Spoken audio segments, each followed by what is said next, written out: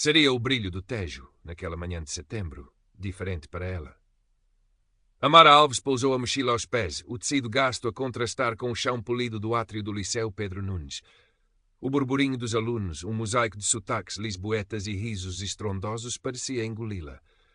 Tinha 16 anos, um caderno de esboços cheio de traços de Luanda debaixo do braço e um nó na garganta que teimava em não se desfazer. Lisboa. Um novo começo, dissera a mãe Joana, com os olhos cansados, mas cheios daquela esperança teimosa que Amara tanto admirava e temia. Um novo começo que já lhe pesava nos ombros, como a saudade da terra vermelha e do cheiro a chuva no capim. O cabelo afro, que em Luanda era coroa, aqui parecia um ímã para olhares. Alguns curiosos, outros diferentes. Amara ajeitou o lenço colorido que amarrara nessa manhã, um pequeno ato de rebeldia silenciosa. Sabia que não passava despercebida. A sua pele, rica e escura como a noite angolana, destacava-se na paleta predominantemente clara dos rostos ao seu redor. Sê tu mesma, filha. A tua cabeça é o teu reino, a mãe aconselhara, a voz a ecoar memórias de tardes passadas sob o cajueiro. Mas como ser ela mesma quando o próprio ar parecia querer moldá-la a outra forma? Um grupo ruidoso passou por ela, gargalhadas a explodir. No centro, um rapaz alto, loiro, de porte atlético. Vasco Monteiro. Mesmo saber o nome, Amara sentiu a aura dele, a confiança de quem nunca duvidou do seu lugar no mundo. Ele nem sequer olhou na sua direção, mas o seu olhar varreu o espaço como se lhe pertencesse, e Amara encolheu-se instintivamente. Nos corredores do Pedro Nunes, a hierarquia era invisível, mas palpável, como as correntes de ar frio que sopravam das janelas altas. A primeira aula, português. A professora Dona Emília tinha um sorriso simpático, mas os seus olhos pareciam catalogar cada aluno. Quando chegou a vez de Amara se apresentar, sentiu todos os olhares sobre si. Amara Alves, vim de Angola. Um silêncio breve e denso, e então a voz arrastada de Vasco, do fundo da sala. Angola, fixe. Deves ter vindo de barco, não? Com os refugiados. Risos abafados do seu grupo. O rosto de Amara ardeu. Olhou para a professora esperando uma intervenção. Dona Emília pigarreou um leve franzir de sobrolho. Vasco, um pouco de respeito, por favor. Continuemos. Um pouco de respeito. Tão pouco. Amara baixou os olhos para o caderno, os dedos a apertarem a caneta com força. O nó na garganta apertou-se, ameaçando sufocá-la. Ali, naquela sala de aula soalheira, com os jacarandás da Avenida Álvares Cabral a espreitarem pelas janelas, Amara percebeu que o seu reino estava sob cerco. E a primeira batalha tinha acabado de começar, sem que ela tivesse sequer desembainhado a sua espada. Current Part Characters, 2.495. Total Characters, 2.495. Os dias seguintes transformaram-se numa névoa de microagressões e hostilidade velada. Vasco e o seu séquito, rapazes como ele, de famílias com nomes sonantes da Moraria à Lapa e raparigas de cabelo impecável e riso fácil, pareciam ter eleito Amara como o seu novo entretenimento.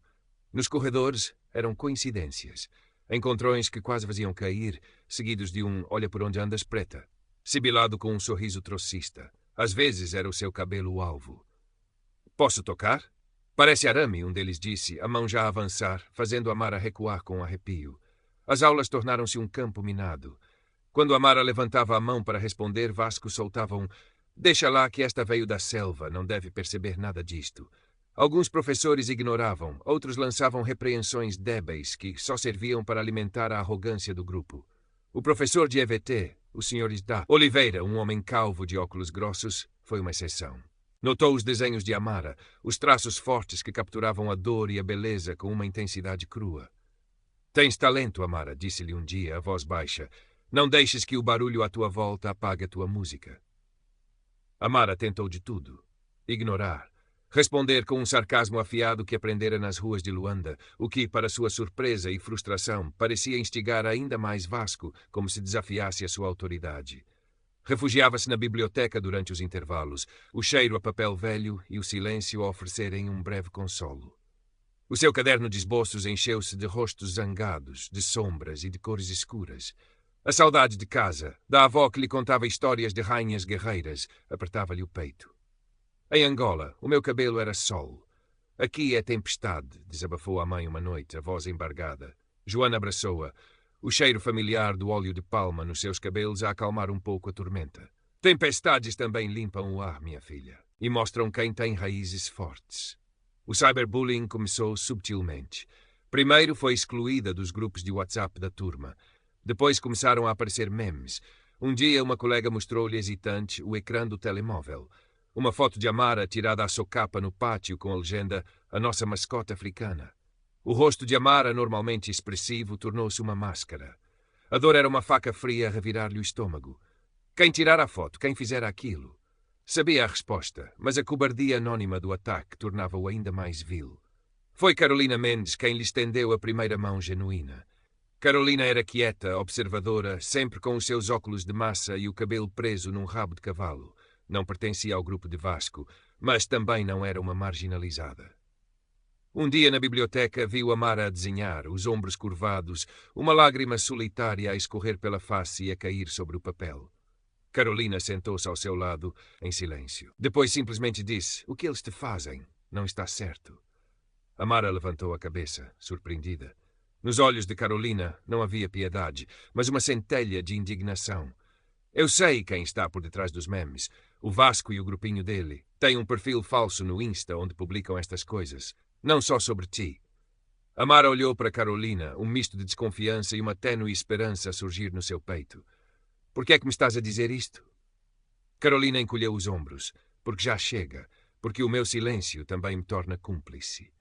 Havia uma firmeza na sua voz que Amara não esperava.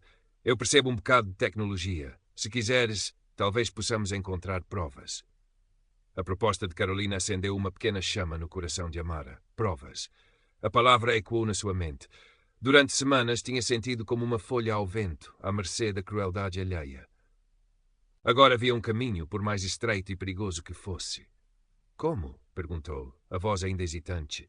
"Temos de ser inteligentes", disse Carolina, os olhos a brilhar com uma nova determinação. "O Vasco é esperto, mas também é convencido.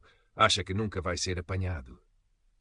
Nos dias que se seguiram, uma aliança improvável formou-se entre as duas. Encontravam-se na biblioteca durante os intervalos ou depois das aulas, em cafés discretos perto do rato, a planear. Carolina ensinou Amara a usar proxies VPN para investigar os perfis falsos, a procurar por padrões de linguagem por fotos ou informações que pudessem ligar as contas anónimas a Vasco e aos seus amigos. Amara, com a sua capacidade de observação apurada pela dor, começou a anotar cada comentário, cada olhar, cada encontro acidental. O seu caderno de esboços transformou-se também num diário de campo, registando a topografia da sua opressão. Descobriram que o cyberbullying era mais extenso do que Amara imaginava. Outros alunos, especialmente os mais calados ou de minorias, também eram alvos. Havia um grupo privado no WhatsApp, Reis do Recreio, onde Vasco e os seus seguidores partilhavam os memes mais cruéis, teciam comentários racistas e homofóbicos e planeavam as suas brincadeiras. Conseguir acesso a esse grupo parecia impossível. Amara sentia uma mistura de medo e uma crescente determinação. Cada nova descoberta era uma facada, mas também um tijolo na muralha que estava a construir. A sua arte começou a mudar. Os desenhos sombrios deram lugar a retratos fortes, a figuras que se erguiam a símbolos de resistência. Uma noite, inspirada pelas histórias da avó sobre Nzingambandi, a rainha guerreira de Ndongo e Matamba, Amara desenhou uma figura feminina com o seu próprio rosto, o cabelo afro como uma coroa de espinhos e estrelas, os olhos a faiscar desafio. Por baixo, escreveu: "A minha cabeça é o meu reino." A ideia surgiu numa tarde chuvosa, enquanto observavam o tejo cinzento da janela da biblioteca do liceu. A escola ia organizar a sua feira anual de talentos e projetos, um evento aberto a pais e à comunidade. "E se?" começou Carolina, os olhos fixos num ponto distante. "E se usássemos a feira?" Amara sentiu um arrepio. Expor Vasco publicamente? A ideia era aterradora. Ele era popular. O pai era um empresário influente, com rumores de ter amigos no conselho diretivo. Quem acreditaria nela, uma recém-chegada, uma outra? Mas depois pensou nos outros alvos, no veneno que se espalhava pelos corredores e pelas redes sociais. Pensou na dignidade da mãe, no seu próprio respeito. "Como?" perguntou Amara, a voz um fio. Carolina sorriu, um sorriso conspiratório. "A tua arte, Amara, e a minha pequena magia digital." Decidiram criar uma apresentação. Não um confronto direto, não acusações inflamadas, mas factos, provas. Capturas de ecrã dos perfis falsos, dos comentários, dos memes. Talvez até certos áudios, se conseguissem alguma gravação discreta. E a arte de Amara seria o fio condutor, a voz emocional que daria rosto à dor e à injustiça. O medo era um companheiro constante. Havia noites em que Amara acordava com o coração aos pulos, imaginando o pior. Se falhassem. Mas a imagem do sorriso arrogante de Vasco, o eco das suas palavras cruéis, alimentavam a sua coragem. Não estava sozinha. Tinha Carolina. E tinha a sua arte. A feira anual do Liceu Pedro Nunes fervilhava de atividade. O ginásio, normalmente palco de jogos de basquetebol renhidos e aulas de educação física barulhentas, estava transformado num labirinto de bancas coloridas, projetos científicos engenhosos e demonstrações artísticas. Pais orgulhosos circulavam, professores sorriam benevolentemente e os alunos exibiam os seus talentos com um misto de nervosismo e excitação. Amara e Carolina montaram a sua banca discretamente num canto menos movimentado. Oficialmente, era um projeto de arte e consciência social. Um pequeno ecrã de computador estava virado para a parede à espera. Vasco pavoneava-se pelo recinto, o rei no seu domínio. Parou junto à banca de Amara, um sorriso trocista nos lábios. Ora, ora, a nossa artista exótica. O que é que tens para nos mostrar? Pinturas rupestres. Os seus amigos riram, o som a ecoar desagradavelmente no peito de Amara. Ela manteve a compostura, o rosto sereno, embora o seu coração batesse descontroladamente. Verás, Vasco, talvez até aprendas alguma coisa. Ele riu-se, desdenhoso, e seguiu em frente, convencido da sua impunidade. O plano era esperar pelo momento certo, quando o diretor, Dr. Arnaldo Sampaio, fizesse o seu discurso de encerramento. Carolina tinha conseguido, através de um contacto no clube de informática, acesso ao sistema de projeção do palco. Era arriscado, muito arriscado. Enquanto esperavam, Amara observava. Via os sorrisos forçados de alguns alunos quando Vasco passava, o medo subtil nos seus olhos. Via os professores a elogiarem os projetos dos alunos mais populares, ignorando os esforços mais modestos dos outros. Via a hierarquia invisível a funcionar em pleno, e a sua determinação solidificava-se. O discurso do Dr. Sampaio começou. Falava de excelência, de futuro, dos valores do liceu. Amara trocou um olhar com Carolina. Era agora ou nunca. Carolina acenou discretamente, os dedos a voar sobre o teclado do seu portátil escondido. No meio de uma frase sobre respeito e inclusão, o grande ecrã atrás do diretor piscou. A imagem do logotipo do liceu desapareceu, substituída por um fundo preto. Um silêncio confuso começou a espalhar-se pelo ginásio. O Dr. Sampaio parou de falar, olhando para trás, perplexo. Então a primeira imagem surgiu. Um dos desenhos de Amara, um rosto anônimo, escuro, com uma lágrima a escorrer. E por baixo uma frase. As palavras também ferem. Seguiram-se outras imagens, outros desenhos intercalados com capturas de ecrã. Memes racistas. Comentários cruéis de perfis falsos. O nome do grupo de WhatsApp Reis do Recreio e alguns dos seus conteúdos mais ofensivos com os nomes dos participantes visíveis, embora alguns rostos nas fotos de perfil fossem obscurecidos para proteger outras identidades, exceto o de Vasco e dos seus principais cúmplices. Um murmúrio chocado percorreu a audiência. Amara sentiu o olhar de Vasco sobre si, queimando-a. Ele estava pálido, os olhos arregalados de incredulidade e fúria. Os seus amigos pareciam querer fundir-se com as paredes. Amara deu um passo em frente, tremendo ligeiramente, mas com a voz surpreendentemente firme. Pegou no microfone que um técnico de som, igualmente atordoado, lhe estendeu. O meu nome é Amara Alves. Sou aluna desta escola há apenas alguns meses. A sua voz ecoou pelo ginásio agora silencioso. Vim para Lisboa à procura de um futuro, de um lugar onde pudesse ser eu mesma. Mas o que encontrei, para além de coisas boas, foi também isto. Ela apontou para o ecrã. Isto é racismo, continuou Amara, a voz a ganhar força. Isto é bullying. E acontece todos os dias, nos corredores desta escola, nas redes sociais, à vista de todos. Acontece quando nos dizem que o nosso cabelo é estranho, que o nosso sotaque é engraçado, que devíamos voltar para a nossa terra. Acontece quando somos transformados em piadas, em alvos. Ela fez uma pausa, o olhar a varrer a audiência, viu rostos chocados, alguns envergonhados. Viu o Dr. Sampaio, hirto, o rosto uma máscara impenetrável. Viu a mãe de Vasco, uma mulher elegante de cabelo louro platinado, a olhar para o filho com uma expressão indecifrável. Eu não estou aqui para pedir vingança, disse Amara, e a sua voz suavizou-se, mas não perdeu a firmeza. Estou aqui para pedir respeito. Para mim e para todos os que são silenciados, ridicularizados, diminuídos por serem quem são. A minha arte é a minha voz. Estas provas são a verdade. Não podemos continuar a fingir que isto não acontece. Esta escola fala de inclusão, de excelência. Mas não pode haver excelência sem respeito. Não pode haver comunidade sem justiça. As últimas imagens projetadas foram os nomes dos perfis falsos, e onde Carolina conseguiu fazer a ligação com uma certeza quase absoluta, os nomes dos seus criadores, com Vasco Monteiro em destaque. Um último desenho de Amara apareceu, a Rainha Nzinga, o olhar fixo na audiência, forte, inquebrável. Depois o ecrã ficou preto. Um silêncio pesado opressor encheu o ginásio. Ninguém se mexia, ninguém falava. Então, lentamente, um aplauso começou, tímido, hesitante no início. Depois outro, e mais outro. Em pouco tempo, uma onda de aplausos varreu o recinto, não de todos. Amara notou. Alguns pais pareciam desconfortáveis. Alguns alunos olhavam para o chão. Mas eram muitos. Eram genuínos. Amara sentiu as lágrimas a quererem vir aos olhos, mas segurou-as. Ao seu lado, Carolina sorria, os olhos brilhantes. O Dr. Sampaio, recuperando a compostura, aproximou-se do microfone. A sua voz era tensa. Este é um assunto da maior gravidade. A direção do Liceu Pedro Nunes não tolera qualquer forma de discriminação ou bullying. Quero assegurar-vos que tudo isto será investigado a fundo e que serão tomadas as medidas disciplinares adequadas. Vasco tentou esgueirar-se, mas o pai, um homem corpulento de fato escuro, agarrou-lhe o braço com força, o rosto uma carranca. A humilhação de Vasco era palpável, a sua arrogância desfeita em 1000 pedaços no chão do ginásio, à vista de todos.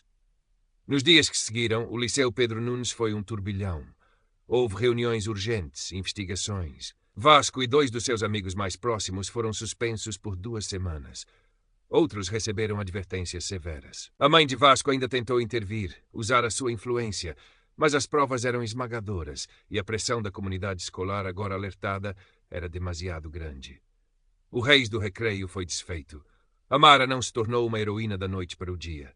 Ainda havia olhares, cochichos. Alguns acusavam-na de ter exagerado, de ter criado problemas. Mas algo mudara fundamentalmente. O silêncio fora quebrado. Os alunos começaram a falar mais abertamente sobre o racismo, sobre o bullying. Foram criados grupos de discussão, workshops sobre diversidade e inclusão.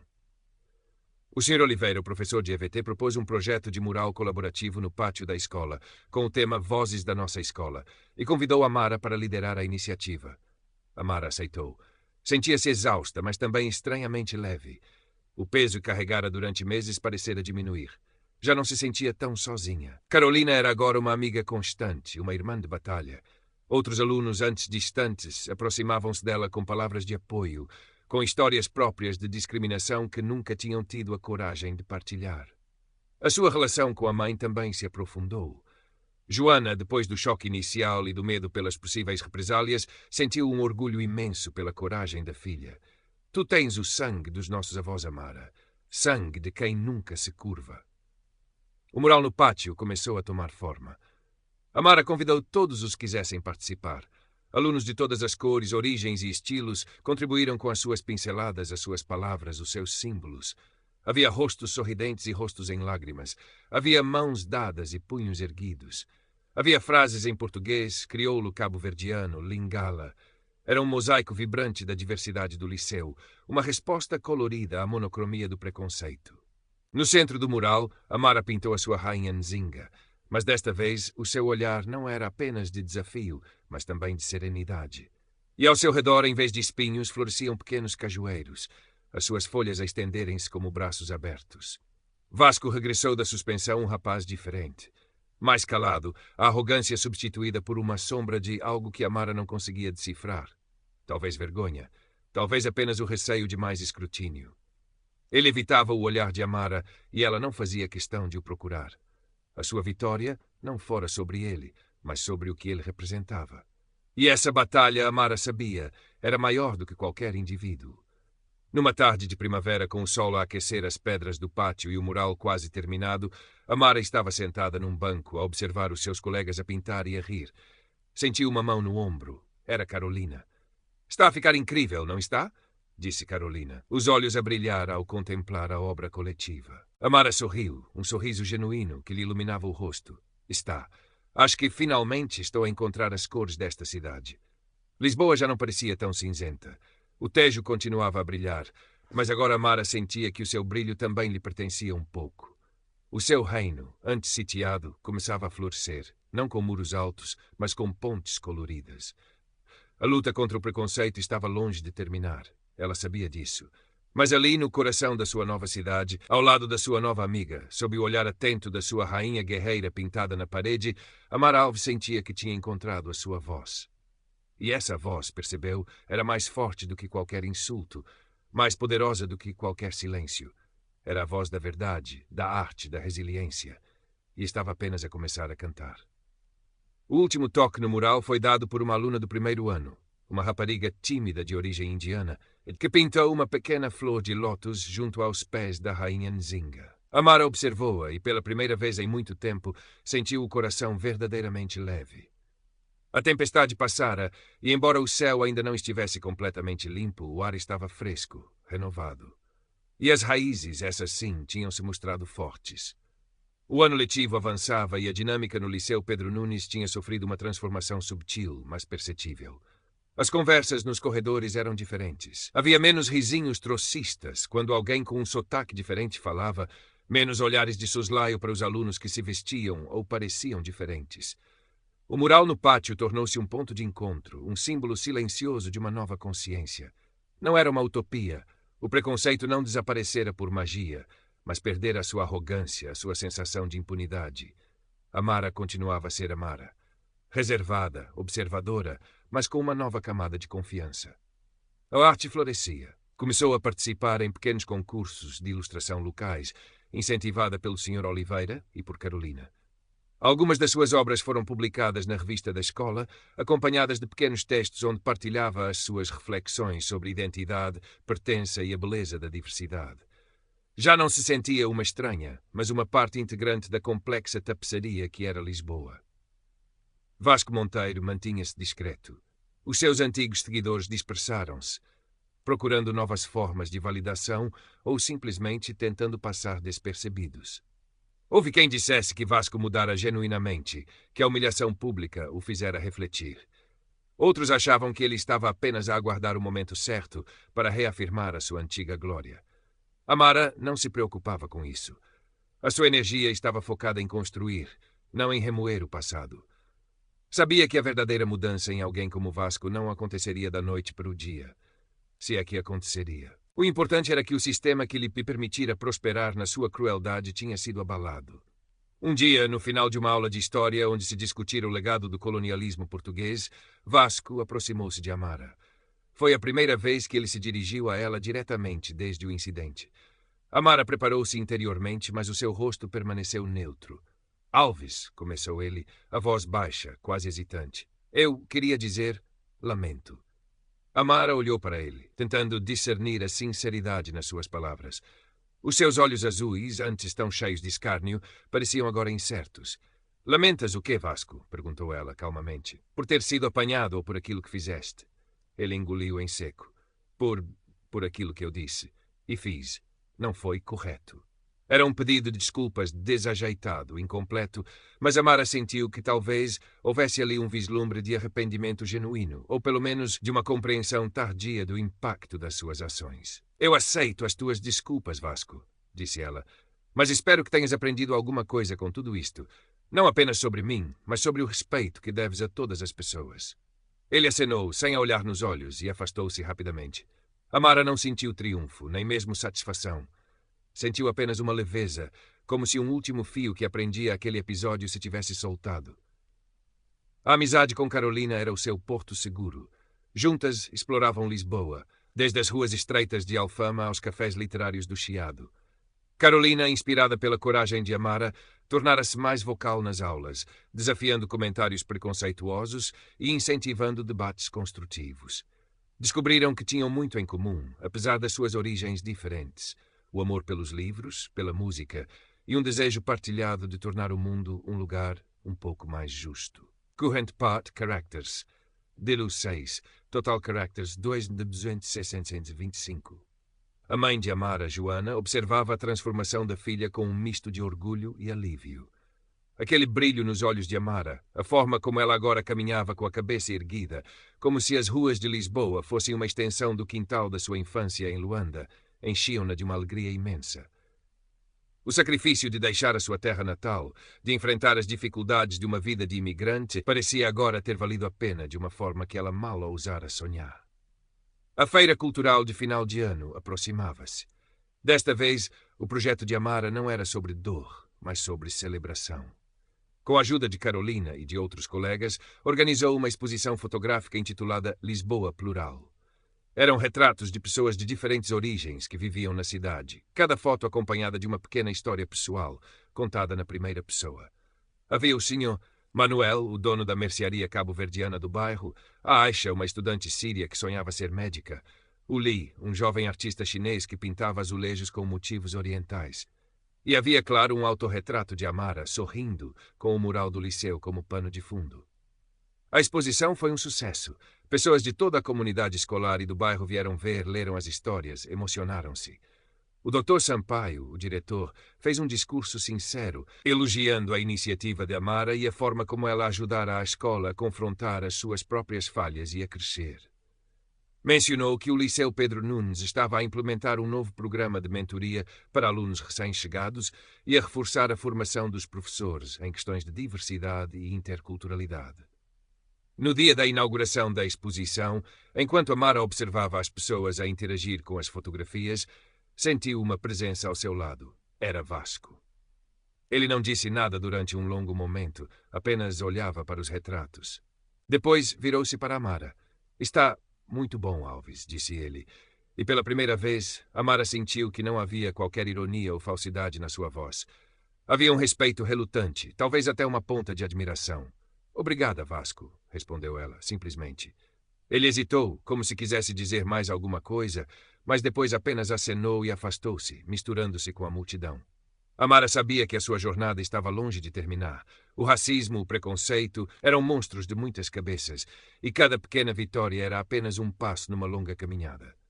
Mas já não tinha medo. Tinha encontrado a sua voz, as suas armas, a arte, a verdade, a comunidade. E tinha aprendido que, mesmo no mais escuro dos túneis, uma pequena chama de coragem, partilhada com outros, podia iluminar o caminho. Olhou para o seu autorretrato. A rapariga que lhe sorria de volta já não era a mesma que chegara a Lisboa meses antes, assustada e deslocada. Era alguém que conhecera a dor, mas que a transformara em força. Alguém que aprendera que o seu reino não era delimitado por fronteiras geográficas, mas pela extensão da sua coragem e pela profundidade do seu coração. E esse reino, Amara sabia, era vasto e cheio de possibilidades infinitas. O sol de Lisboa, ao entrar pela janela da galeria improvisada, parecia abençoar aquele pensamento, prometendo novos amanheceres. Os anos seguintes no Liceu Pedro Nunes foram marcados por essa contínua, embora por vezes lenta, evolução. Amara tornou-se uma voz respeitada entre os colegas, não por se impor, mas pela sua integridade e pela forma ponderada como abordava as questões. O Clube de Arte e Consciência Social, que ela e Carolina fundaram oficialmente após a primeira feira, tornou-se um espaço vibrante de debate, criação e ativismo dentro da escola.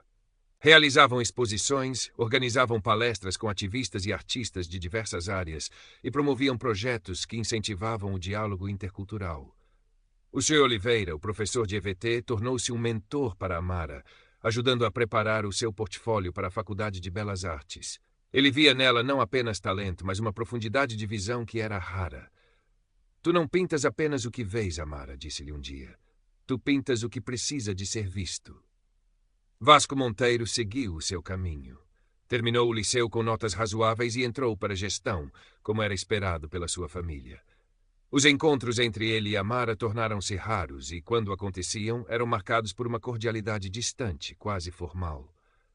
A sombra do incidente no ginásio nunca desapareceu completamente, mas transformou-se numa espécie de lembrete tácito das lições aprendidas. Para ambos, Amara esperava. Ela soube, por Carolina, que Vasco nunca mais fora o mesmo tipo de líder arrogante. Algo nele quebrara, ou talvez algo novo começara a ser construído. No último ano de Amara no liceu, foi convidada para discursar na cerimônia de finalistas. Subiu ao púlpito, o mesmo onde anos antes o Dr. Sampaio falara enquanto a sua vida mudava no ecrã atrás dele. Olhou para os rostos dos seus colegas, dos professores, dos pais. Viu Carolina a sorrir-lhe da primeira fila, a mãe Joana com os olhos a brilhar de orgulho. Quando cheguei a esta escola, começou Amara, a voz clara e firme, Senti-me como uma nota dissonante numa melodia que não conhecia. Trazia comigo as cores e os ritmos de outra terra, e temi que não houvesse espaço para eles aqui. Houve momentos de escuridão, de dúvida, de raiva. Momentos em que me senti invisível, ou pior, vista apenas através das lentes do preconceito. Fez uma pausa, o olhar a encontrar o mural no pátio, visível através das grandes janelas do salão nobre. Mas esta escola, esta cidade, também me ensinaram que a verdadeira melodia é feita de muitas notas diferentes. Ensinaram-me que a nossa força não reside em sermos todos iguais, mas em celebrarmos as nossas diferenças e em encontrarmos harmonia na nossa diversidade. Aprendi que a arte pode ser uma arma poderosa contra o silêncio, e que a verdade, mesmo quando dolorosa, é o único caminho para a verdadeira compreensão. Continuou, falando não de vingança ou de vitórias passadas, mas de esperança, de responsabilidade e da importância de construir pontes. Cada um de nós carrega um reino dentro de si. Um reino de sonhos, de valores, de histórias. O desafio é garantir que os nossos reinos possam coexistir em paz, enriquecendo-se mutuamente. Que possamos olhar para o outro, não com medo ou desconfiança, mas com curiosidade e empatia. Porque no final somos todos fios na mesma grande tapeçaria. Quando terminou, o aplauso foi longo e caloroso. Não era o aplauso chocado e surpreso de anos antes, mas um aplauso de reconhecimento, de respeito profundo. Amara desceu do púlpito, sentindo uma serenidade que ia para além da simples satisfação. Ao passar pelo Dr. Sampaio, ele apertou-lhe a mão. Obrigado, Amara, por tudo. Mais tarde, na festa de finalistas, enquanto a música enchia o ar e os seus colegas celebravam o fim de um ciclo e o início de outro, Amara encontrou-se perto da janela, a olhar para as luzes de Lisboa. Sentiu a presença de Carolina ao seu lado. Então, futura grande artista, disse Carolina com um sorriso. Pronta para conquistar o mundo? Amara riu. Um passo de cada vez, Carol. Um passo de cada vez. Mas sim, estou pronta. Olharam juntas para a cidade que se estendia à sua frente, um mar de luzes e promessas. Lisboa, que inicialmente parecera tão fria e hostil, revelara-se um lugar de transformação, de crescimento. Amara sabia que levaria consigo as lições do Liceu Pedro Nunes para onde quer que fosse. A principal delas, que a sua voz importava, que a sua história merecia ser contada e que a sua arte era a linguagem com que podia tocar o mundo. A sua jornada em Belas Artes foi desafiadora, mas gratificante. Mergulhou em novas técnicas, explorou diferentes suportes, mas o seu tema central permaneceu: a identidade, a justiça social, a complexa dança entre o indivíduo e a comunidade. As suas obras, carregadas de uma honestidade crua e de uma beleza pungente, começaram a chamar a atenção no circuito artístico jovem de Lisboa. Anos mais tarde, Amara Alves era um nome reconhecido. As suas exposições viajavam por Portugal e além fronteiras, levando consigo as cores de Angola e as luzes de Lisboa, as histórias de rainhas guerreiras e de jovens resilientes. Nunca se esqueceu de onde veio, nem das batalhas que teve de travar. Parte dos lucros das suas vendas ia para fundações que apoiavam jovens artistas de comunidades desfavorecidas e para organizações de combate ao racismo. Um dia recebeu um convite inesperado. O Liceu Pedro Nunes convidava para inaugurar uma nova ala dedicada às artes, que levaria o seu nome, Espaço Criativo Amara Alves. A emoção que sentiu foi indescritível. Voltar àquela escola não como a aluna assustada e deslocada, mas como uma ex-aluna homenageada, era o fechar de um ciclo poderoso. No dia da inauguração, o antigo ginásio, palco do seu primeiro grande confronto e da sua primeira grande vitória, estava novamente cheio. Rostos familiares e novos. O Dr. Sampaio, agora reformado, mas com o mesmo ar digno. Carolina, a seu lado como sempre, e muitos jovens alunos, os olhos brilhantes de admiração. Ao descerrar a placa com seu nome, Amara pensou em todas as Amaras do mundo, em todos os jovens que lutavam para encontrar o seu lugar, a sua voz. E no seu discurso breve e vindo do coração disse: este espaço não é apenas sobre mim, é sobre o poder da arte para transformar, para curar, para conectar. É um testemunho de que cada voz, cada cor, cada história tem valor. Que os vossos reinos interiores floresçam aqui, que as vossas vozes se ergam, e que nunca deixem que ninguém vos diga que não pertencem. O mural original no pátio, embora desgastado pelo tempo, ainda lá estava, um farol de memória e inspiração. Ao lado dele começava a surgir um novo, pintado pelos alunos da nova geração, cada traço uma promessa de um futuro onde o respeito e a empatia fossem a linguagem universal. Amara sorriu. A melodia de Lisboa, outrora dissonante, era agora uma sinfonia rica e complexa, e ela era, orgulhosamente, uma das suas notas mais vibrantes. A sua cabeça continuava a ser o seu reino, e esse reino, agora, abraçava o mundo. Current part characters 3042, total characters 318 A luz do fim de tarde lisboeta entrava pelas amplas janelas do novo espaço criativo Amara Alves, iluminando os trabalhos dos alunos expostos nas paredes. Eram pinturas, esculturas, fotografias, instalações digitais, um testemunho da efervescência criativa que a sua história ajudara a inspirar. Amara caminhava lentamente entre as obras, acompanhada por Carolina e pelo Sr. Oliveira, agora um amigo querido. Lembras-te de quando me disseste para não deixar que o barulho apagasse a minha música, Sr. Oliveira? Perguntou Amara, parando em frente a um autorretrato particularmente expressivo de uma jovem aluna timorense. O professor sorriu, os olhos a brilhar por detrás das lentes. E tu não só não deixaste, como ensinaste toda uma orquestra a tocar, Amara. Carolina abraçou-a de lado. Ainda acho que a nossa magia digital, no dia da feira, foi um dos nossos melhores projetos colaborativos. Amara riu. Definitivamente. Mas acho que o nosso maior projeto é este, disse, fazendo um gesto que englobava a sala, os alunos, o legado que se construía. Ver que outras vozes se sentem seguras para se expressar, para desafiar, para sonhar. Mais tarde, sentada num banco no pátio, observando o sol a pôr-se atrás dos telhados de Lisboa, Amara abriu o seu velho caderno de esboços, aquele que a acompanhara desde Luanda.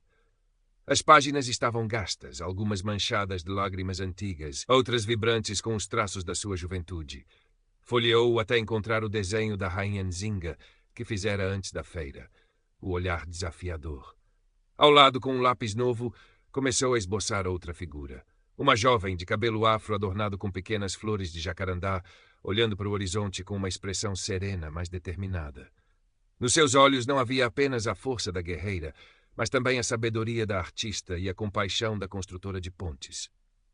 Sabia que a luta pela justiça e pela igualdade era uma maratona, não um sprint. Haveria sempre novos desafios, novas formas de preconceito a combater. Mas já não sentia o peso do mundo nos seus ombros. Sentia, em vez disso, a força da comunidade que ajudara a construir, a beleza da solidariedade, o poder transformador da empatia partilhada. O telemóvel vibrou. Era uma mensagem da mãe, Joana de Angola, para onde regressara para passar uma temporada com a família, mas sempre com o coração em Lisboa com a filha. Minha estrela, vi as fotos da inauguração. O teu pai estaria tão orgulhoso. Eu estou. Voa alto, minha filha. O céu é o teu limite, mas as tuas raízes são a tua força. Amara sorriu, guardando o telemóvel. Olhou para o céu de Lisboa, que se tingia de tons laranja e violeta. As raízes e as asas. Era disso que se tratava. E ela tinha ambos. O seu reino estava seguro não porque fosse impenetrável, mas porque era infinitamente expansível, sempre pronto a acolher, a aprender, a crescer. E a sua arte, a sua voz, continuariam a ecoar, convidando outros a juntarem-se à melodia.